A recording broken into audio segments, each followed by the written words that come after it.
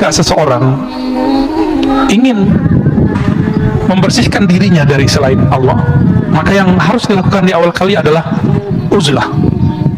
Tapi uzlah di zaman ini susah nggak? Susah ya, paling antum ke Sumatera dulu, suluk tarekat, atau ke Yai Syakur di Indramayu ya. Udah ribet hari ini mencari tempat suluk, tempat beruzlah, sudah susah. Maka yang bisa kita lakukan terutama di keramaian kota sekarang adalah al-khalwah, berkhalwat. Jadi tolong setiap hari, setiap malam menyempatkan waktu bersama Allah sebelum subuh atau sebelum tidur, hatta walau rubu' sa'ah ya, walaupun cuma seperempat jam, kalau bisa setengah jam, kalau bisa 1 jam. Ngapain? Ya zikir Quran, zikir Quran, zikir Quran, zikir sholat. Ya udah gitu aja, nggak ngapain lagi. Kita sudah tersita lama dengan handphone, katanya anti Cina tapi handphonenya Cina ya, anti Amerika handphonenya Apple. Jadi ternyata bukan itu masalah kita. Masalah kita kolbunya anti selain Allah atau tidak, itu masalah kita. Mau di tangannya Apple atau Oppo bahasa Jawa kali ya.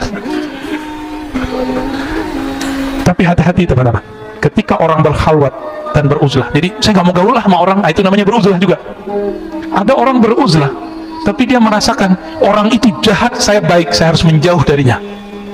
Orang seperti ini disebut dengan mutakabbirun. Ini orang uzlah tapi dalam dirinya itu setan.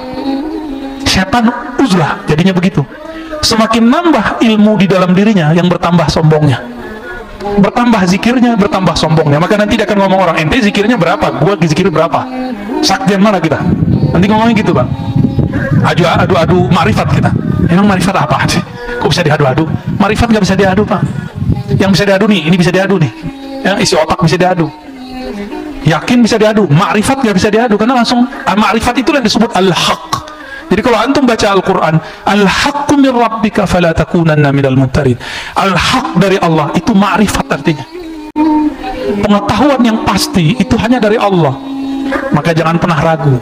Dan itu pintunya cuma satu, al-bab al-muhammadi, yaitu pintu Rasulullah SAW.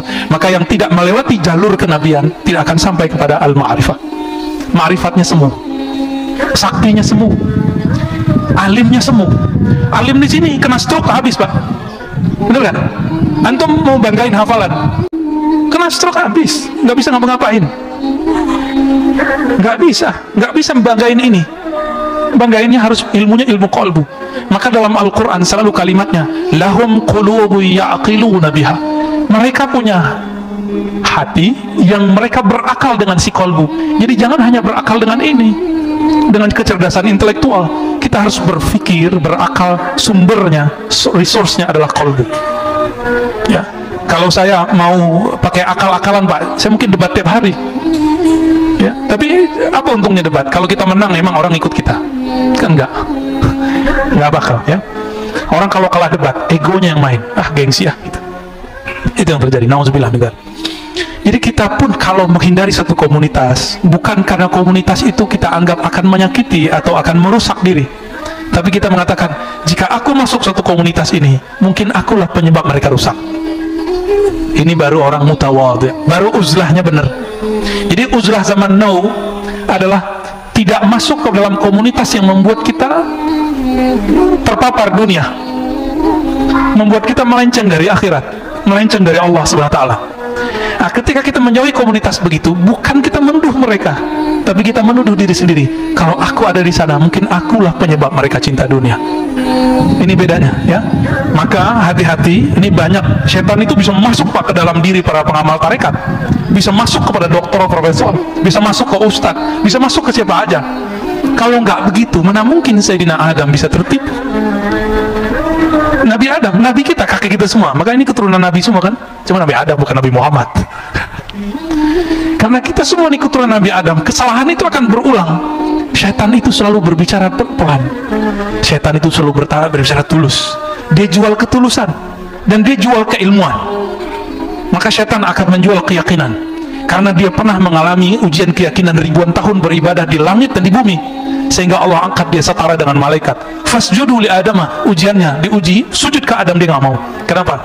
Di kolbunya ada kesombongan yang menyala-nyala. Di dalam diri kita ada kesombongan nggak menyala-nyala? Kalau ada orang sedikit senggol kita, kita marah. Ya, kita mau bunuh orang itu, Pak, jadinya. Tapi kalau kita merasa bukan siapa-siapa, jika ada orang mau nyerang kita, ya kita maafin. Mungkin dia salah paham. Ya, Rasulullah SAW melakukan itu berkali-kali. Ya, dicaci maki, segala macam, bahkan dibentak. Ya. Yang paling sedih itu Nabi dibentak oleh sahabat tercintanya Umar. Tapi Nabi faham Umar lagi galau. Apa kata Sayyidina Umar radhiyallahu ta'ala anhu? Belum lagi galau. Rasulun anta, ente bener Rasul gak sih? Antum coba ngomong sama aneh, ente bener Ustaz gak sih? Kalau saya baper, saya tersinggung. Tapi kalau saya faham antum, saya gak akan marah. Nah, itulah bagaimana dewasanya Rasulullah. Nabi biarkan Umar berkembang, ternyata beliau menjadi pewaris Rasulullah Sallallahu Alaihi Wasallam.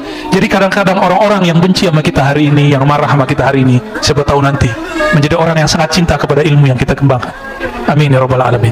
Jadi jangan bawa nafsiyah, ego diri. Ya, yang kita kedepankan Allah Subhanahu wa taala. Maka beliau mengatakan, ya, wa man istasghara nafsahu fahuwa mutawadhi. Siapa yang beruzlah karena memandang dirinya kotor, takut merusak manusia, itulah yang disebut muslim hakiki mutawadhi. Kembali ke hadis yang sering dibaca oleh para asatis, al-muslimu man salima al-muslimuna min lisanihi wa yadihi. Muslim yang hakiki, yang mutawadhi, muslim yang khawatir orang lain tersinggung oleh lisannya. Maka saya katakan tadi, jika teman-teman salafi tersinggung oleh kalam saya, maafkan saya. Ya. Jika teman-teman tarekat sufi tersinggung dengan kalam saya, tolong maafkan saya. Jika teman-teman yang ahli dalam ilmu apa kurang berkenan dengan saya, mohon maafkan saya, supaya masalah kita selesai di dunia. Lewat dari itu, antum mau debat, ayo kita debat. Ya, antum mau adu kitab, ayo kita adu kitab. Tapi unsuran benci, sakit hati, tolong dibuang dulu. Kalau enggak, kita nggak usah berdiskusi. Ya, nggak usah berkalam, nggak ada manfaatnya. Gimana? Antum ketika tidak masuk yang disebut hijrah, ya, ini jebakan setan nih ketika hijrah.